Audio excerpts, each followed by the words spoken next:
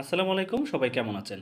আপনাদেরকে আজকে একটি মোবাইল নাম্বারকে কিভাবে ট্র্যাকিং করবেন, একদম এনআইডি নাম্বার থেকে শুরু করে টোটাল সবকিছু ডিটেইলস আপনারা বের করবেন, সেটা আপনাদেরকে দেখাবো। আর যদি কেউ না বের করতে পারেন, তাহলে ইনফরমেশনের জন্য আমার কমেন্ট বক্সে কমেন্টস করুন অথবা আমাকে হোয়াটসঅ্যাপ নাম্বারে যোগাযোগ করুন। হোয়াটসঅ্যাপ নাম্বার আমার চ্যানেলে দেওয়া আছে।